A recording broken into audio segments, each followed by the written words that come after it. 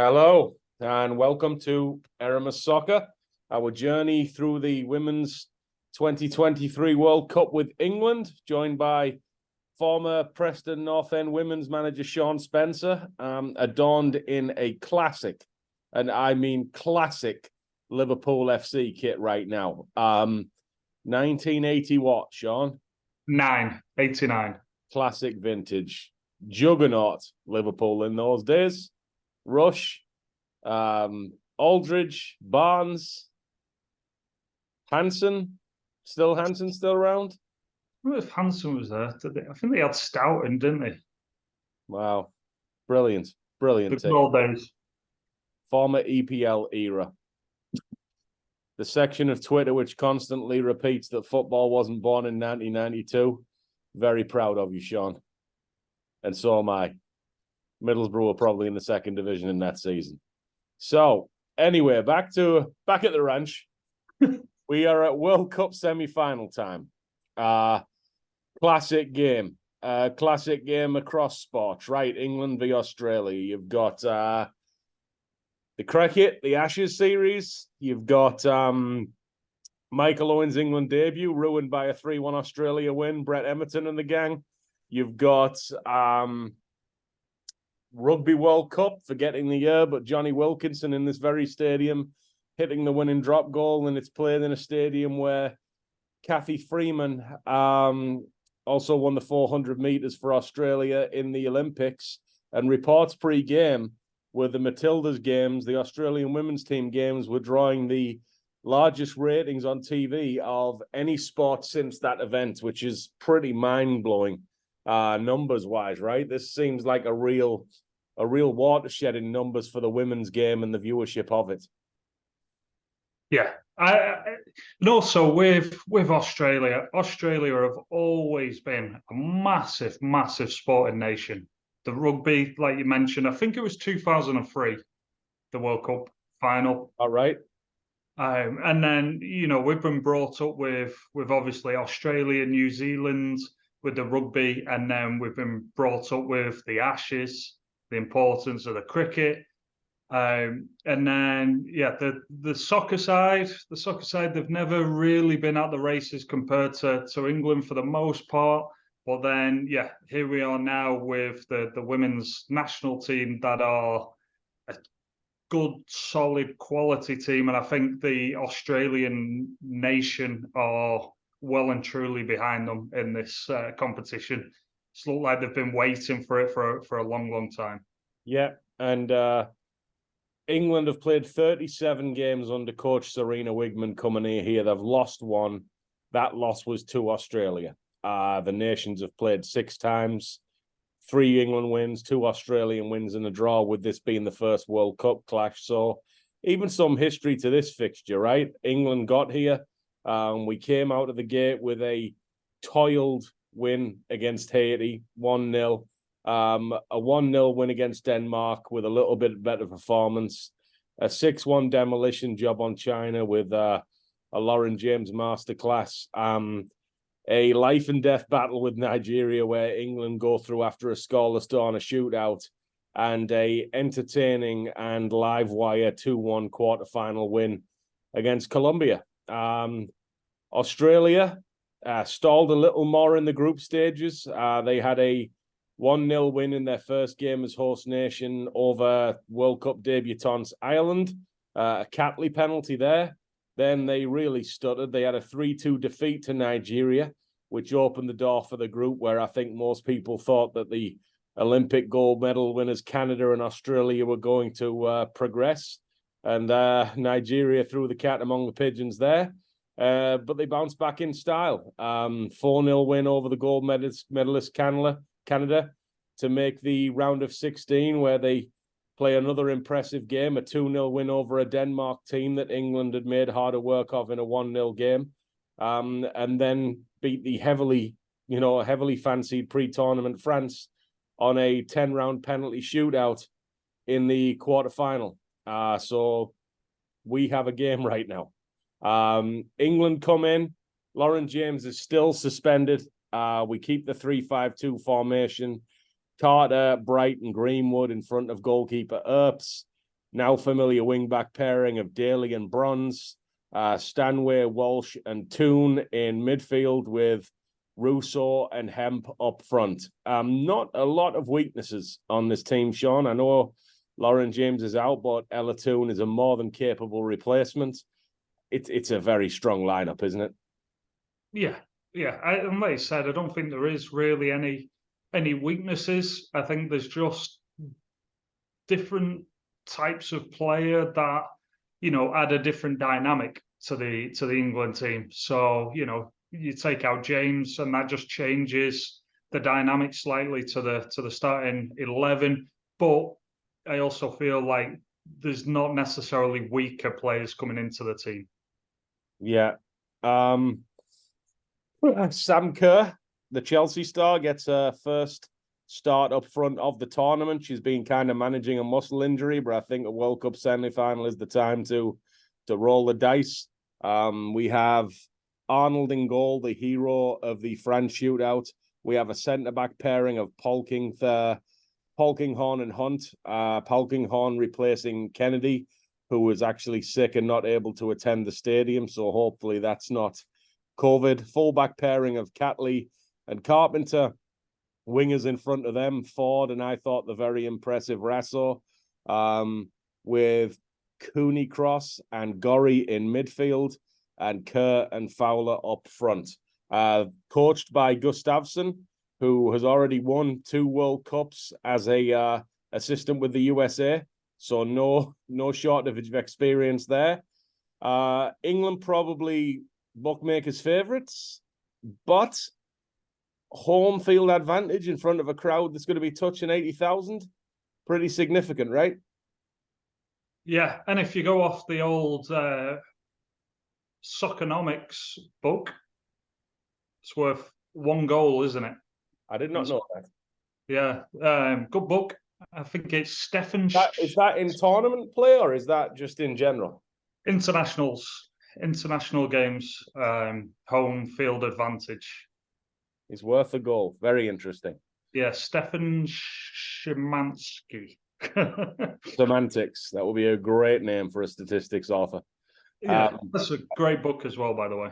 Another factor that makes it a big task for England is 20 players in the Australian squad have over 100 caps. That is a wealth of experience. Very aesthetically pleasing matchup. Australia, gold jerseys, green shorts, white socks. England going with the all blue, which I can never watch England playing without thinking of the Paul Gascoigne, Gary Lineker era. And England with a statement of intent early doors. Sam Kerr's on the ball, fouled in the first minute near the centre spot by Walsh, not messing around there. We get the first chance of the game in the 7th minute. It's a long ball over the top to Kerr, who already looks pretty impressive. And like Caicedo the game before, there's a very audible, buzz in the crowd when the ball goes near this woman. Earps makes the save. But it's a bullet across England's bows about the danger that Sam Kerr is going to flash throughout the game.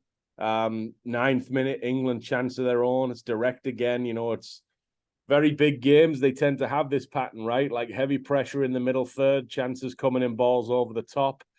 Greenwood chips a pass to Stanway. She's in behind and she forces what I thought was a good save from Arnold. And then in the 10th minute, we get a yellow card for Greenwood, the England centre-back, which is very, very early to get a yellow card as a centre-back, right? Especially on the road. It revs the crowd up. This is not great. You're playing in a cauldron. This crowd's going to get on the ref every foul, and you have the girl who I think is England's best defender through the tournament. She's on a yellow already. That's a bit of a subtle early advantage for the home team, right? Yeah, absolutely. And I don't know, needless, I would say. I don't think it was needed, but I also can't help but think that, the intent was there probably before the game. I think she knew she was going to do that type of tackle on Sam Kerr early on. Yeah. England corner, it's a very familiar combination through the tournament. Daly, back post to Bronze. The Australian defender Catley manages to clear. Greenwood's already heavily involved on both ends, right? I think for the third game in a row, she might be the best player on the England team. Sends in another corner. Daly heads it over.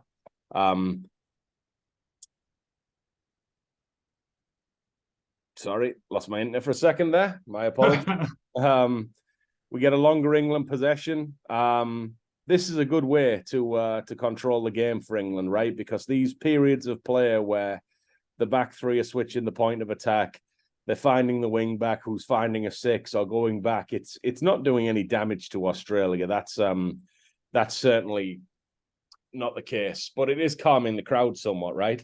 You know, there's a TV statistic comes on here that the average ball recovery time is 7 seconds for England and 25 seconds for Australia. So England seem to me to be very deliberately rolling the ball around and try and take the wins out the sail of this crowd and not have some manic end-to-end shootout. Yeah, and I feel as though that's what they've tried to do throughout the tournament is, you know, to control the game the best they can through possession.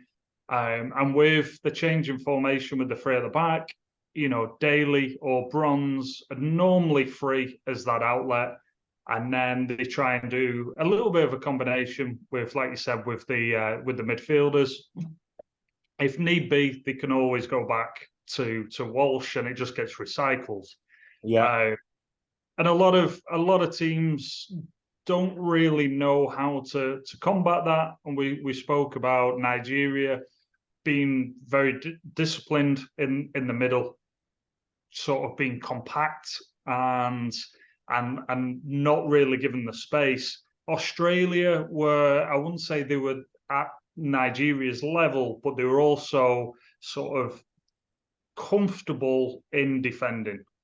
You know, they've got the quality there, and you could see that they were looking to try and win the ball back, and you know, Fowler and Sam Kerr up top. So I think that was sort of the game plan from the start. But at the same token, it definitely sort of quieted the crowd a little bit, which definitely played into England's favour. Yeah. England come again. Russo swaps passes with Toone, who seems the highest of that midfield three, the most consistently. She drives into the area just outside the right-sided post, smashes the shot wide. It's one of those that ripples the side netting, and I'm sure there's a little section of the crowd celebrating, thinking it's gone in. It's one of those kind of shots. In the 18th minute, TV statistics shows that England have a good advantage of a 4-0 advantage in shots, but they almost take a bad 2-0 lead. What could have been a second yellow card, which would have been bad. Lucy Bronze pushes forward in the back. It's a heavy appeal from a sizable crowd. Bronze gets away with it. Probably a little bit fortunate here, do you think? Yeah, and I do feel as though I've been critical in the past with the referees, but I thought this referee does an okay job managing the home nation in a semi-final. You know, and I feel as though if she had set her stall out early with what she was giving yellow cards for, if they were weaker and there's no sort of room to come back from that, I think you know, potentially the game could have got a little bit out of hand. So I think these types of fouls and stuff, she sort of let go a little bit, which is fine, and it certainly helps. You're right. I mean, England could go into a hole with two of their best defenders on yellows halfway through the first half, right? 23rd minute, England keep coming, man. Ella Toone, it's a pretty heavy foul on Gorey in centre midfield. No card again. England are not shy here, you know, and I do think it's a psychological thing. I don't think they're trying to cheat and hurt people, but I think there's very much an attitude of, you know, we're in front of a big hostile crowd against a very experienced home nation, and we are not taking a backward step. We are not backing down. We are meeting fire with fire. I think it's a very intentional tactic, and I think it's very impressive execution in a hostile environment. Carter gets a talking to a minute later. She's tight right to the back of Kerr. She raises a high boot. England are it's like the inversion of the Nigeria game. Because when I watched the Nigeria game, I thought England were caught off guard by the defensive quality, the strength, and the intensity of Nigeria. And frankly, I thought they were second best for the majority of the game. I'm wondering if what we're seeing here is the Nigeria game is a part of a journey to get England to this point, and they have made the decision that that's not going to happen to them again. They're not going to be second best on the physical side of things again, and they're going to get into Australia. And I think without it, they probably lose this game. Free kick gets swung to the back post. Daly wins the challenge, head the ball to Earps. And, England don't look dominant in the 30 minutes, but they do look strong. They do look tough to beat. I've said it before, I'll say it again. They have vibes of the very successful German men's teams of the 90s. Just, I don't know if I'd call it magical or beautiful, but it's very effective. It's very tough to beat, and it's very impressive and organized. 30th minute, back-to-back corners for England. The first one falls to Russo at the back post. Shot gets deflected behind. Second, Bronze at the back post again, headed clear. 2 minutes later, there's a loose pass from Carter. It's an error. I think it's a pretty bad error. It's jumped on by the impressive Russo. She drives forward into what becomes kind of a fast break attack. It's a 5v5 with 2 or 3 of the England girls recovering behind the ball. She plays a good pass into the right back Carpenter, who lets England off the hook a bit by overhitting the cross. It's an escape. There's a corner followed by it. Russo on the wing, or Russo, I might be pronouncing it wrong, and Sam Kerr look very dangerous in the early stages of this game, right? And now you've got me doubting Russo. I think it's Russo on Australia, obviously Russo on England. The right winger, number 16. I believe it's Russo. Yeah. She's been quality throughout the tournament and pretty consistent with how she plays. I highly rated her from like, the group stage. And it's sort of this, what you just said then is kind of like the pattern throughout the game. It doesn't really change. England have control of the game for a small period of play, and then all of a sudden, these players that you mentioned, the Fowler, Ford, and Russo, and Kerr, and Sam Kerr are just very dangerous players in the attacking third. Yeah. 36th minute, England take a lead. Home crowd takes a hit on this one. I would say silences the stadium, but it doesn't really, because it's a very loud stadium. But you find out after this goal that there is a pocket of England fans there that sounds pretty sizable. It's a long possession that ends up with Daly winning a throw-in from a challenge with Russo. Throwing gets taken to Hemp, who takes a touch to her strike partner Russo. Russo cuts it back. Hemp runs a defender past the cutback, falls to Toone. She smashes the ball far corner, sort of moving away from the keeper. A beautifully hit ball. And this is the first time in the tournament that Australia have gone 1-0 down. Really good goal. And I think part of this goal, if you look at the story of the tournament, this goal only happens because England switched to the front pair after the first 2 games, right? This is very much a case of Russo and Hemp interchanging with each other. Even when Russo cuts back to Toone, Hemp plays a pretty key role in running a defender off. This is a goal that comes from the strike pairing and the formation and the system, right? Yeah, and also to build on that, what shouldn't be underestimated here is the technical execution of that goal. And banger.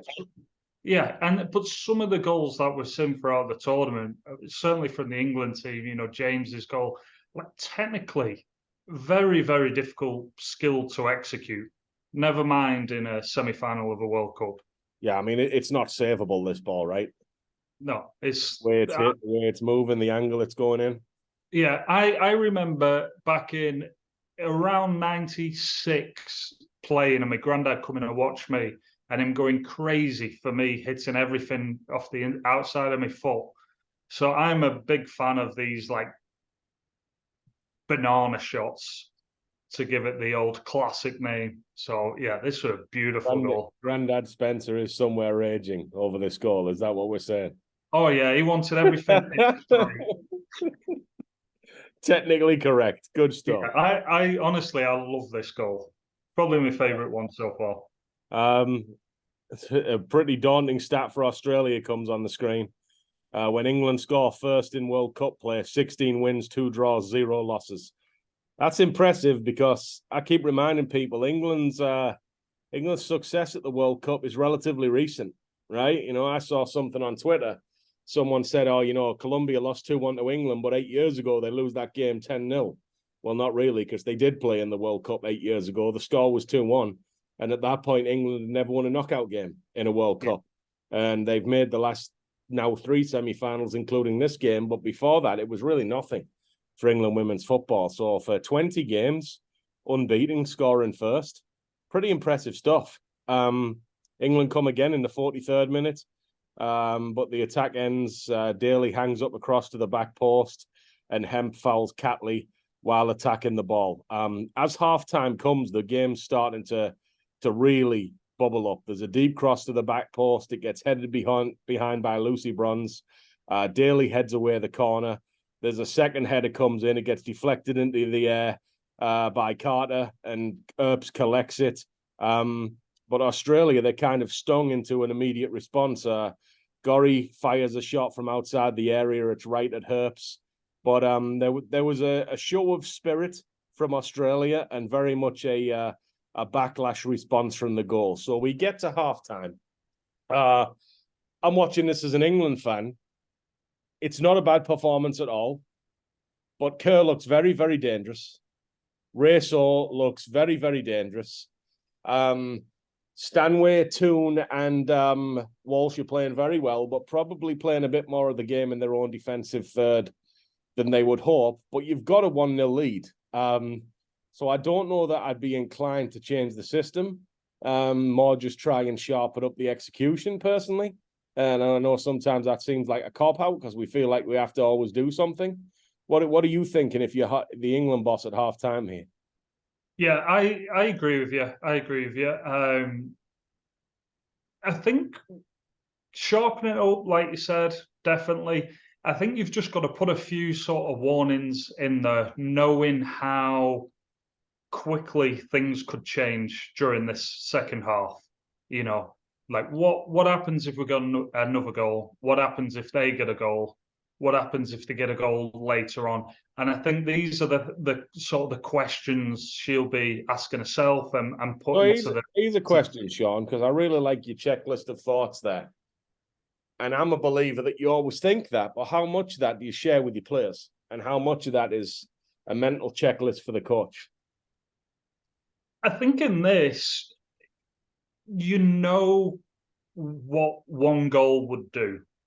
So you have to tell them that, I believe, because otherwise they're going to find themselves out there on the field with 70 plus whatever it is thousand fans screaming for Australia. You're already against it with the home crowd, and you've really got to try and get into the heads that regardless of what happens, they just need to keep to the game plan. And that's really the trick. So I think I would definitely speak to them about the possibilities of what could happen. Yeah. 49th minute. The first chance of the second half comes. It's a foul across to the back post. Ford heads it on goal. It's a pretty soft header. It's good save by Earps, but Australia kind of get the first chink of light. I would say the early stages of the second half, Australia is the better team. They have longer spells of possession for me. The stat doesn't come back up, but I imagine that England ball recovery has grew significantly from 7 seconds.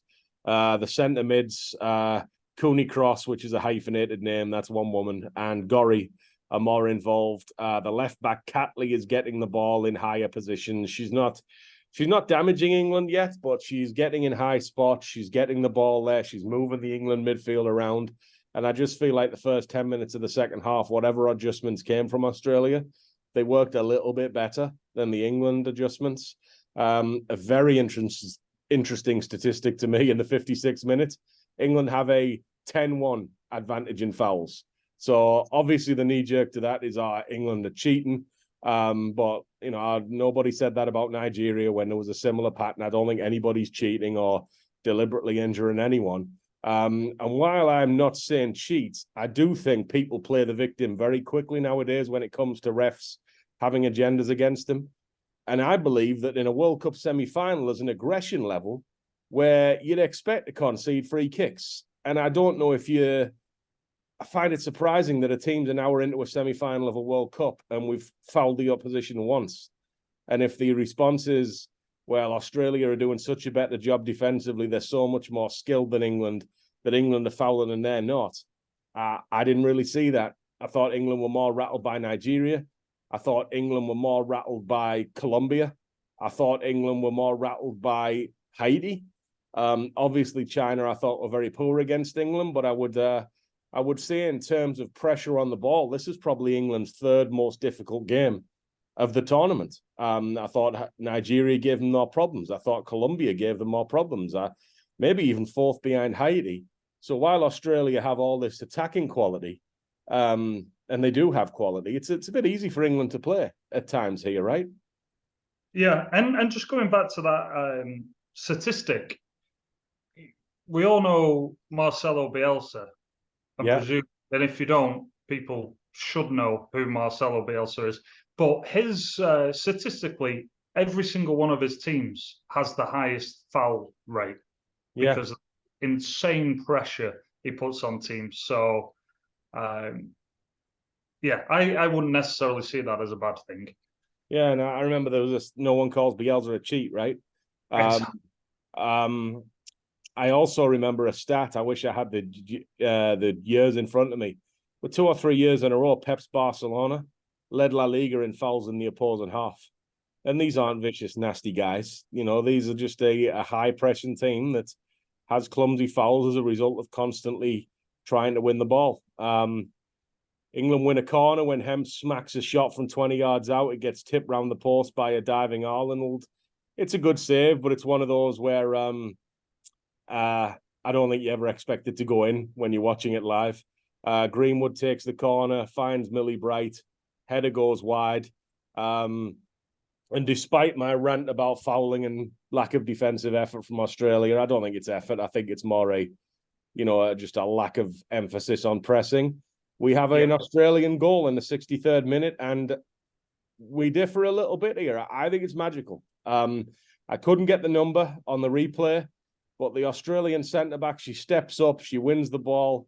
The centre-mid, Gorry, who came into the game a bit in the second half, collects the ball. She feeds Kerr around the halfway line. Millie Bright is backing off, probably not believing that Kerr's ever going to hit it from there.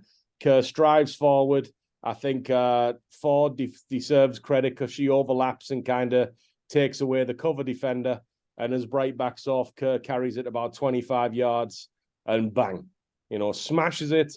Top corner, stadium erupts, momentum up, crowd up. All of a sudden, this could go from what's an impressive England performance to a very, very tough performance. Very, very tough situation for England. 1-1, but momentum with the whole team.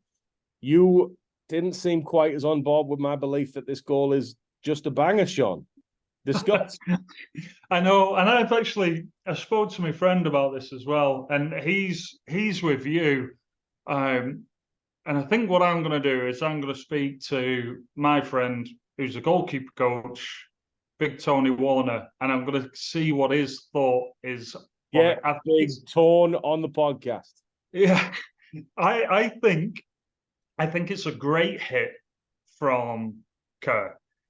I think Millie Bright, as a defender, I do not know why she's putting her onto her right foot. Like, I just don't know why you're not putting her onto her left foot. And anyway, and then is there a chance here? And I'm not making excuses, but this is a game of fine margins, millimeters, if you will. Yeah. Is it just possible that she doesn't think she's going to score from there? But if this was anybody else, then maybe. But every single person knows that she's, if not the best player in the world, women's player in the world, one of the best players in the world. So I just don't, if this was Marta or somebody like, there's the same thing. You're expecting them to score from anywhere. So the fact that she's given 8 yards and shown her onto a stronger foot is absolute madness for me. And then the goalkeeper, and I've watched it because I knew this was going to come up. I've watched this on YouTube over and over again, and she sets herself pretty well. She does a jump when the ball's in the air, then she lands, and then she takes another little jump up, and then jumps flat-footed, sort of backwards. She doesn't like propel off the floor or anything. She doesn't step to the right. I just think the quality of I just think she can get it. I just think she can get it. I heard Rob Green speak about goalkeeping once, and he talks about those little jumps that we don't think of much. And, you might make that jump and the ball's 25 yards away, but then your feet hit the ground again. Now it's 18, 15 yards away, and that's the difference.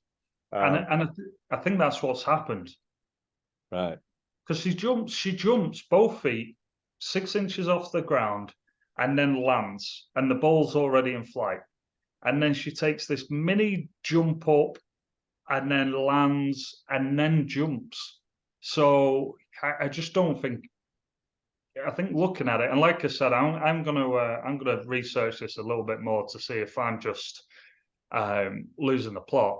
But I think it's a great hit, and I think it was a great goal. But the level of I think she can do better. So we're in talks to get a goalkeeping coach from one of the knockout round teams of the recent CONCACAF Men's Gold Cup. And you have my word that he will be watching this clip and we will be covering it again. We will not let this go. Despite the goal, I'm constantly seeing and hearing things that I love from this England team. They're just a very mentally strong group. The camera pans out and you've got in the background the fans going wild. Sam Kerr, she's the hero, but Brighton Greenwood, they don't look happy, but they don't look sad. They look like angered. Their shoulders are back. Their faces look intense. Bright starts clapping, screaming. I love this team. They're very results driven, and I've compared them before favorably. We talk about England and Australia with the constant, I thought, nonsense coming from the England men's cricket team of the results don't matter, and then we start praying that it stops raining so we can get the results we want. And there seemed to be an emphasis on how things looked, and doesn't matter if you declare what's 20, 30 runs. This England team is all about being in the moment. Play whatever game you're given. We'll beat Haiti 1-0. We'll beat China 6-1. We'll probably react and feel the same way. It's a group of winners. There's no Serena ball. There's no banging on about philosophy. I just see a quality team that fights, supports each other, and when the time comes to provide the little bit of magic that wins games, they've got the ability to do that too. I love everything about this group. I think they're a study in how to be successful at team sports. Yeah, I what it reminds me of a little bit. It's like just being a street smart. Like if you're playing on the street as a kid or whatever, you can't get affected by the other team scoring or the field not being right or the court not being right or somebody's older or somebody's stronger or somebody's cheating a little bit. You just get on with it. And I feel like certainly during the sort of the 80s and the 90s, this was the case. Teams would roll up the sleeves a little bit more and just sort of knuckle down. It's like old school values that they seem to have in a modern era that still work. Yeah, and I think that's I think we spoke about this again on a previous one where it's easy now to, complain to your agent. It's easy to throw the coach under the bus or blame a teammate or something like that. There's like these quick get out of jail free cards. Yeah. Which never really used to be the case. Like again, 80s, 90s. Well, in the Candy Liverpool era. Shaun's wardrobe playing a part in this podcast right now. Yeah, and I see it with them. Even when we were speaking about the penalties, like they seem to enjoy it. They seem to enjoy the pressure of a penalty shootout in a World Cup, which you don't necessarily see that much. So yeah, and you just mentioned it. Australia have just tied 1-1. You're in Australia. You've got the crowd on your back, but they seem to embrace that, and you've got this kind of Wimbledon mentality of we're up against the favourites Liverpool in the 90s, early 90s, in the FA Cup final. Let's just go for it and get it done. Yeah, and England get put under the cosh a bit now. 65th minute, Kerr gets the ball again. Crowd erupts. She drives into the 18, and seems a split second where Bronze and Carter, they're both hesitant to put the tackle in because they're scared to concede a pen. Then, Carter does put a tackle in from behind. She gives away a corner. You've got Cooney cross with the cross, I guess. Apologies for that. To the back post, and Earps tips it away from a crowd. Second ball in, cleared. Third ball in, finds Kerr, who's dominant right now. She drills a header at Earps. Kerr's dynamite right now. She's unplayable right now. This is probably England's biggest fear. The veteran star bawling out, the crowd on fire in the latter stages of the game. It's probably as bad as it gets. But captain's performance at big moments. Millie Bright, she literally drives her team forward. She smashes a ball forward to Bronze, who takes a lovely touch with her chest before chipping it across that clears everyone. England come again down the other side this time, and it's a Hemp cross, gets headed wide by Russo. The switch to a front two has really, really made England more of a dangerous team on every level. I feel like in that 4-3-3 with Russo alone, these two get-out balls when England needed to get out, 25 minutes left, crowd up, under pressure in those first two 1-0 wins, I feel like England would have been under more and more and more pressure. I believe that second forward has allowed England a runner in the channel, has allowed England a second body in the box when most crosses come from the wing-backs. I believe it's actually been the difference in this game. I feel like if Russo's isolated alone in this exact spell of play, I don't know that those two balls forward come off. I don't know that if England can clear it, they can hold it up as well. And maybe they buckle under the pressure. Thoughts, Shaun? Yeah, I agree. Once again, I think, and this is why we're starting to see, we've spoke about this briefly, like the 4-4-2 starting to come back in with the two strikers there for that very reason. If you've got one isolated striker, very, very difficult, especially, if they've got 2 or 3 competent centre-backs. And I feel there's only certain strikers, single strikers, that can play that solo number 9 role. So having 2 there is always going to be problematic for opposition players. It's always going to ask questions of the defenders. And I think I'm with you 100%. I think it was probably the best thing that's happened to England in this tournament. Yeah, and I think Russo is a better player next to Hemp. Just a fact, right? In the group stage, she has a decent game without a goal against Haiti. She has a very average game, I thought, against Denmark without a goal. I think from memory, she got a goal against China in the 6-1, but who didn't?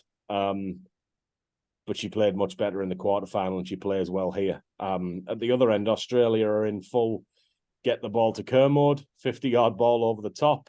She chases it down. It's about a yard too far, goes to Earps, but the crowd is going nuts again. Anytime the ball goes nigger Sam Kerr right now, there is an eruption in the crowd. It's the definition of home field advantage. And this game just becomes wildly entertaining. In the 71st minute, England retake the lead. It's Millie Bright again. It's a ball forward out of pressure again. I think it's brilliant. People downplay the decisions of long ball, but this is very much to me a pass to beat a press, to get her team off the back foot in a hostile environment. She's reading the situation perfectly for me. When the Australia have got their tails up and trying to find their front two, she pings it in behind the right back Carpenter. I believe this is an error from Carpenter. On the replay, it looks like she has 2 chances to clear this ball, but this is the pressure that Bright's balls put Australia under. She can't do it. It falls to Hemp. Second game in a row, arguably, that Hemp's got a little fortunate bounce in front of goal. She prods the ball past Arnold, 2-1 England. The announcer says it's a miscommunication between the goalkeeper and the defender. For me, that's protection of the defender. It's just bad defending, and Hemp has took advantage of it to the full. What did you think of this goal? Yeah, there's the same thing. She should have dealt with it. Centre back should have dealt with it. But if you, as a defender, are running towards your own goal, it's always going to ask questions. It's very difficult to deal with. And then the worst thing you can ask for in that situation is a striker right on your back, waiting for you, and just, little touches here and there, breathing down your neck. It's just always going to cause issues. But you said about Hemp in the previous game scoring something similar with these sort of just latching onto mistakes. That's what good players do. They can just gamble on them little mistakes, put in a little bit of work, and then that's where they're picking up these goals. And goals at massive times too, right? The first goal against Colombia was just minutes after England have gone a goal down to send them into half-time level. And then this is just minutes after England have been tied up 1-1 and the crowd's up, and she's put the crowd back down again, 2-1 England. Well, you talk about clutch big moment goals. This is 2 of them right here. Australia, they win a corner immediately. Ford sends a cross in. Lucy Bronze takes one for the team from point blank range, puts it behind. We got another Connie cross. It's overhit, goal kick. And then we have a substitute for Australia with Vine coming on, who scored the winning penalty against France for, I thought, the impressive Russo on the wing as they push for equaliser. To be fair, Vine's pretty impressive here in a stint off the bench. Second 75th minute, we get that second Australian foul that I've been crying out for. Ford crashes into Stanway. Stanway stays down. The crowd's booing. They're not having it. They think England's cheating and milking the clock. We're obviously here going to get 15 minutes of straight kicking off from the crowd to rush every stoppage and get the ball back in play. Seems early to me, but it's a World Cup semi-final. What are you going to do? The sub Vine, she gets a couple of runs at Daly, gets a ball in each time. Greenwood clears them both. 81st minute, we get another Australian sub. It's understandable. They're going out the tournament at home here. The defender, Polkinghorn, comes out. The San Diego Wave attacker, Van Egmond, with a very intense expression on her face, comes in as Australia try and win it back. And in the 82nd minute, we get a moment that might haunt Australian women's soccer fans like Paul Gascoigne stretching out and missing at the back post in the Euro 96 semi-final, haunts you and I, because this is a big, big moment. A ball's chipped in by Fowler. Fowler's kind of at the corner of the penalty area. She chips a ball in. It finds Kerr. She's in the middle of the goal, 4 to 5 yards out, middle of the goal. If she heads it either side, no chance Earp saves it, and the header goes over the bar. I thought it was a horrendous miss. It looks like Sam Kerr thinks it's a horrendous miss. What were you thinking watching this? Yeah, the same thing. It's a goal, isn't it? Yeah, should be. Yeah. Australia keep coming. Vine hits a shot. Earp spills it. with a ball about to fall to Van Egmond to be a hero, Jess Carter makes a textbook defensive play for me. She's ball side, and it allows it to clear the ball. And so many times, this is a great lesson for young defenders. A defender will be touch tight, but still be beaten.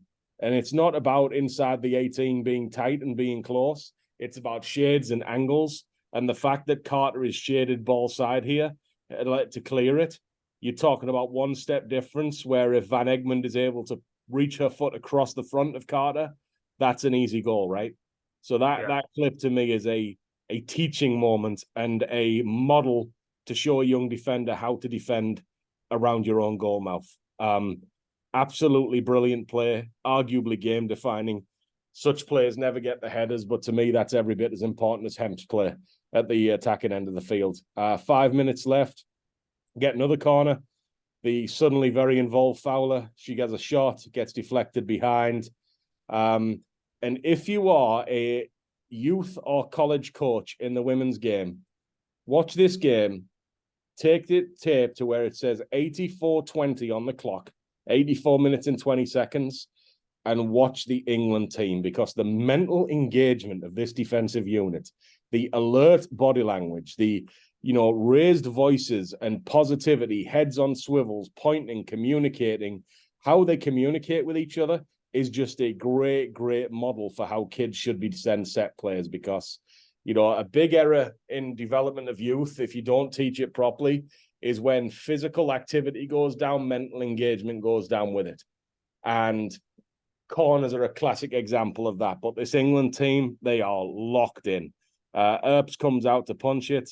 It's a pretty weak punch. Falls to Kerr again, guess who? About 6 yards out. Ball smashed over the top. Australia have had their chances here, right? England are obviously not gonna need some effort here, even though there's 4 minutes plus injury time. The ball keeps falling to Kerr, keeps falling to Fowler. Hemp gets on the ball, glides past Gorry in midfield, and then another great moment to teach young players on this third England goal, because first Hemp drives past Gorry, then she carries the ball forward and takes the space given to her.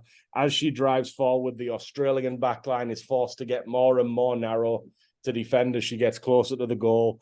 She, completely feints and looks one way, drags in the centre back by carrying the ball, and then just rolls the ball in to Russo, who hits a one-touch finish. But 90% of the work for this goal to me is done by the driving forward, the timing, the body shape, the feints of Hemp.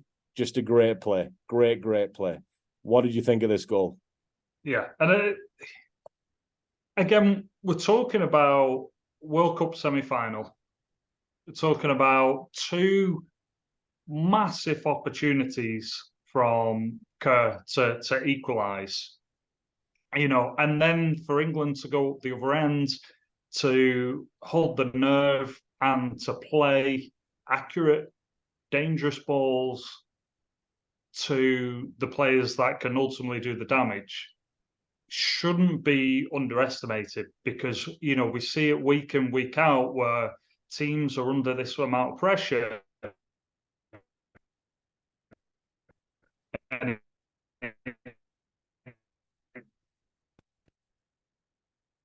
just becomes, just panic ball, well executed. Yeah, fully agree. And then so a hero's exit, because immediately she's off and replaced by Chloe Big Game Kelly. What a player to be able to bring on. 3-1 up in a World Cup semi-final that you're now 2 goals up in. And Gorry gets what must feel like the opposite of a hero's exit, because she subbed off for Shidiak in what just seems like a Herculean task. Now, I'm never a believer games are over before they're over, but this is tough for Australia now. As the clock hits 90, Australia make a defensive substitution to close out the game. Ella Toone, who played well, opened the scoring. She comes off. Defender Charles comes on. And as injury time ticks by, we got 6 minutes of it. The physical strength of England, it just shines through. Walsh stuffs attacks back to back. Ford cuts inside off the wing. Strong Stanway tackle. Ball comes in. Bright heads clear. Ball goes to the corner flag. Hemp milks clock and then draws foul as Australia just can't dispossess her. And then the Chloe Kelly gets a yellow card for what I believe is a clever play in the circumstances. Kelly chases down a lost cause. Ball goes out for a goal kick. Ball boy or ball girl, I couldn't see which one, throws it to the keeper. Keeper tries to put it down and take it quickly, while Chloe Kelly has dribbled her ball back onto the field and acted like she's doing the Australians a favour, trying to help them take a quick restart. Clever, I thought. It's a yellow, but it's a way to stall the game. Again, it's just this little bit of magic, this little bit of mental engagement, this little bit of quality and toughness that England have got. They're in the World Cup final now. The final whistle goes. They're in the World Cup final. They're playing Spain, and it's well deserved, right? Yeah, absolutely. Over the years I've watched quite a lot of like UFC fights, and each fighter will go into it. Whether they're like a wrestler or a striker or whatever it is, they'll go in with a game plan. And, obviously the best are able to technically execute that. But every now and again, you'll get two fighters that both execute the plan pretty well. Whether, again, it's a striker versus a wrestler. Wrestler does a great job. The striker is able to defend that, and vice versa. Now, there becomes a point in them fights where they just have to go toe to toe and exchange blows and sort of get through that. And I feel as bite down on the mouth guard is the expression I've heard from fighters on that one. Yeah, and that's what it is, and it's very difficult to explain. It's very difficult to put into words.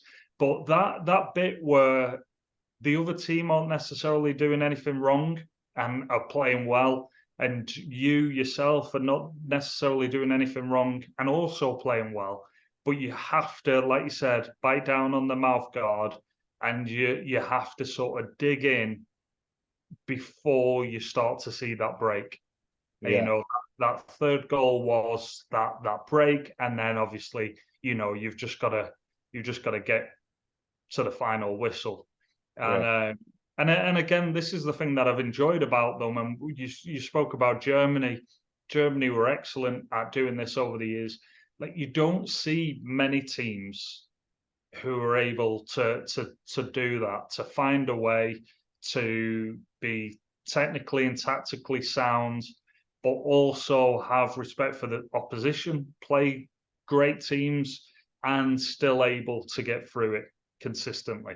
So yeah, great tournament so far. We got one question before we wrap this up and move on to the final. And I've already got my answer. But you got Lauren James. She scores the winner against Denmark. She's the best player on the field against China. She's shut down, however you want to spin it, against Nigeria. Gets herself sent off. She's now not the focus for the quarterfinal and semi-final. I thought England did a magnificent job. Not crying about appeals, not crying about Nigeria cheating, not crying about anything. They just concentrated. Put Ella Toone in the lineup and won. James is now eligible to come back. I would not start her. I would be playing the team that ground out the Colombia game. I will be playing the team that ground out the Australia game. I believe there is a big difference between being brilliant in a 6-1 win v China in the group stage and the performances that Ella Toone has now put in back-to-back in very high-pressure games against very high-level opposition. What are your thoughts? Yeah, the same. I wouldn't play her, and if I'm being brutally honest, I think I would have sent her home after the Nigeria game. There's a potential that backfires, though. Potentially. If your focus is on unity in the group, I believe a dangerous message would be, you've messed up, get out. Yeah, and I thought about this, and I think this is how I would have done it. I would have played the bad guy as head coach with saying she's going home. Then I would have got the assistant coach. Did you just say it's coming home? She's going home. But then I would have got the assistant coach to speak to the captain and to the other players and to get them to sort of create a bit of unity to see what they wanted to do, whether they wanted to keep her in Australia or if they wanted to send her home. Now, if they were pro keeping her here, then we would have had a meeting to speak about it. But I think that's what I would have done, because that should have cost England. England should have got beat by Nigeria because of that mistake. Mm-hmm. So there has to be repercussions to. I think I'd have done what Wiegman's done. I think these are repercussions. Winning a quarterfinal and a semi-final without you. I think all this, sudden fame and hype about being the best player in the world, potentially, it's all gone already. So there's very much been consequences. And I wouldn't be starting her in the final. Absolutely not. But having her as a roll of the dice off the bench late in the second half of, England have seen that against them, right? With Shaun, with Vine, with Oshiwala. These opponents kept bringing these players off the bench in the knockout rounds, causing England problems. I wouldn't mind having that bullet in my gun if I was Serena Wiegman. Yeah. Especially with Spain. Spain are a strange, mysterious team. Having seen them up into the Japan game, and they looked invincible. They looked clear favourites to win the tournament. But then they played Japan, and they looked very, average. Even the stats were amazing. I think I read Japan had 28% of the ball and 5 shots on target, and they won 4-0. Yeah, and Spain didn't look dangerous during that game. Japan looked like the only team that was going to win that game. But then, since then, Spain have just come back really, really strong. So they're going to be dangerous. They're going to be dangerous. And it's going to be an interesting game. I heard the commentators saying how are England going to deal with not having possession, with Spain having all the possession, and I think it's a valid question. Are Spain going to have the majority of the possession? Probably, but how much with that ratio? It could become a little bit more even than, say, the Japanese game, for instance. I mean, you talked about them picking up the round of 16 game I've just pulled up here. 5-1 over Switzerland. Their quarterfinal, 2-1 over Netherlands.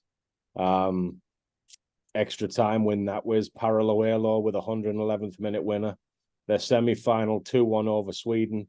Paralluelo with a goal again, and then an 89th minute winner by Carmona. And it's noteworthy that both teams have got goal threats, because for the tournament, the Golden Boot winner, bar a phenomenal individual performance in the final of 2 or more goals, is going to be Miyazawa of Japan. But England and Spain have 3 separate players in the list of players who've scored 3 goals. Lauren Hemp, Lauren James, Alessia Russo, and Aitana Bonmati, Jennifer Hermoso, and Alba Redondo all scored 3 goals. So that is 6 players accounting for 18 goals. That is adequate firepower from different parts of the field on both ends, right? Yeah. And that's what makes it unpredictable, because there isn't that one single player that you need to shut down. The goals can come from anywhere. So I don't know. I think it's going to be some game, that's for sure. Yeah. All right. Well, we will be back soon with the aftermath of that game. Shaun, keep bringing the retro heat for the YouTube watchers and podcast listeners. You don't know what you're missing out on. And we'll see you all soon.